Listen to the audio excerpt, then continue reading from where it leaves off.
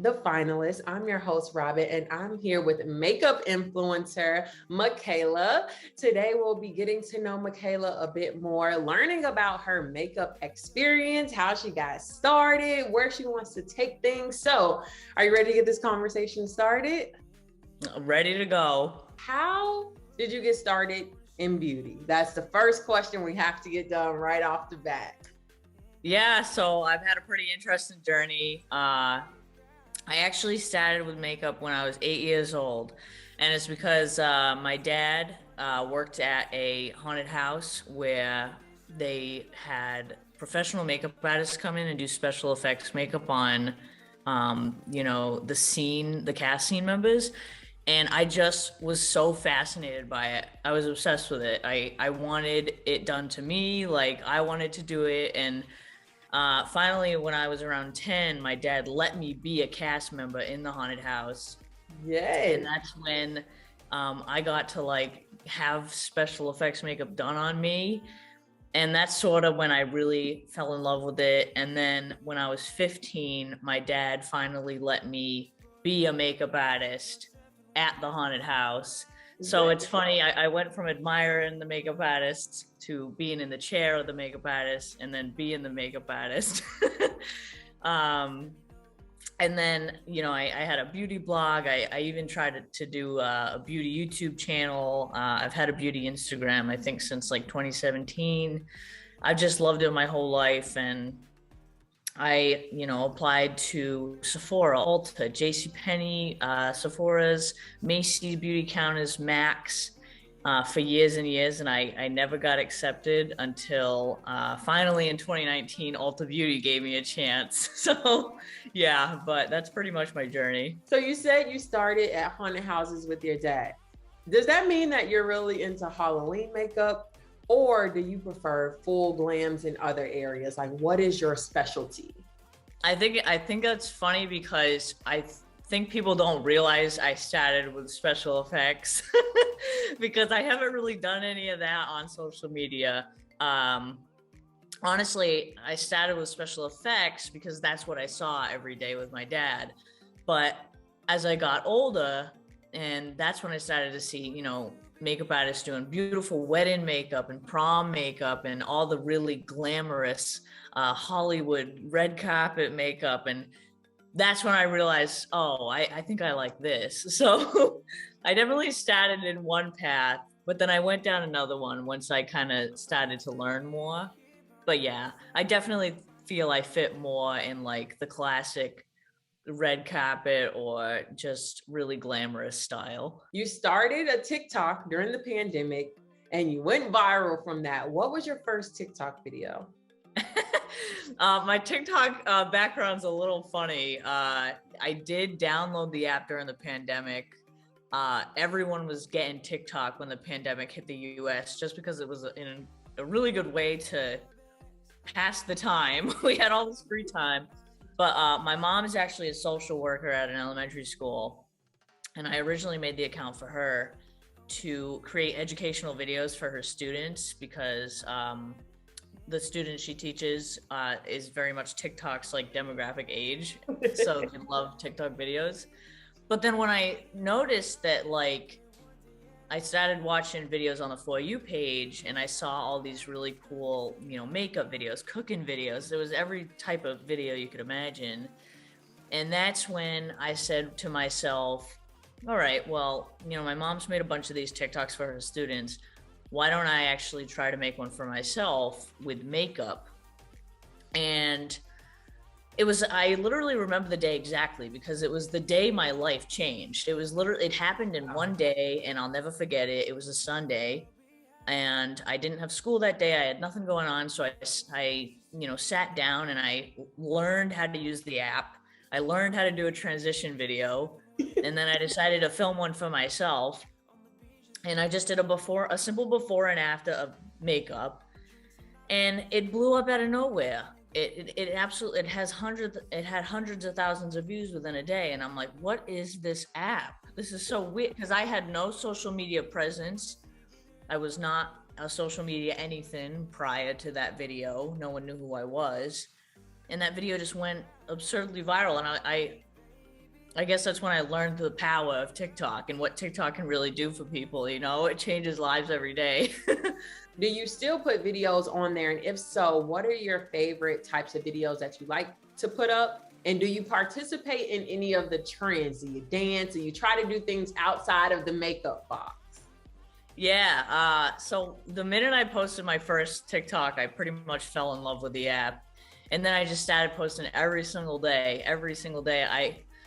I've literally, from when I started in March 2020 to now, I have filmed TikToks every single day. Wow. I don't take days off because I'm a workaholic, but and I also just love to do it. But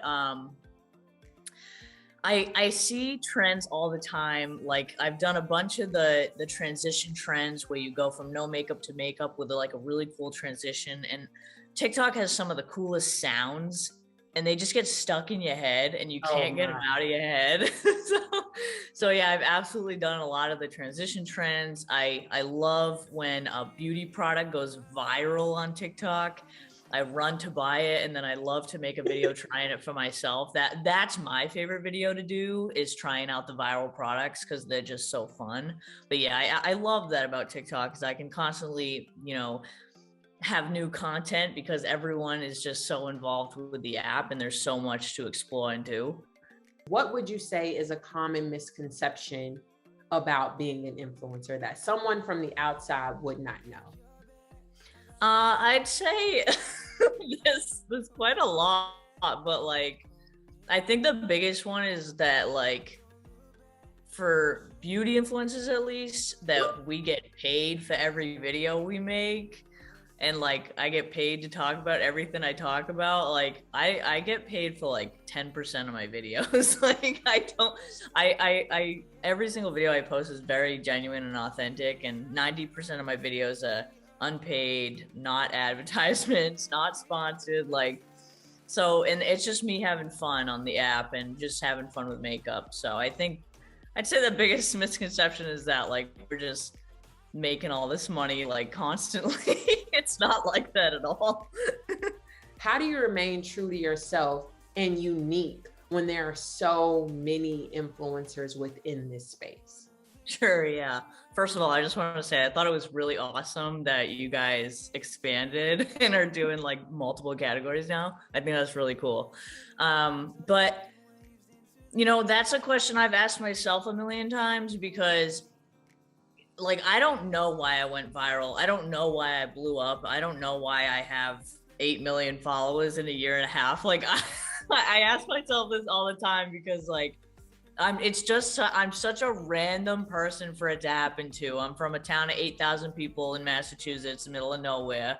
I still live in Massachusetts. But from people I've spoken to and from my supporters, I think it has a lot to do with relatability. I stay myself. Like, I try to add humor in my videos because I'm someone who loves to just make people laugh and make people smile. So I love the comments on my videos that are like, I come to your page every day to laugh. I come to your page every day to smile. And also, I think the fact that I'm from Massachusetts and I've stuck to my roots, and like, I don't want to move to LA. I don't want to move to New York. Like, I'm trying so hard to stay here and do this career, which obviously is a little bit difficult, but I'm going to try my hardest to do that. And also, just like, I share so much of my life to show that I'm just a regular person. Like, I show Cody all the time in my videos. Hey, Cody. I share Cody. I share like putting together my new home. I share fashion hauls to show what I like to wear.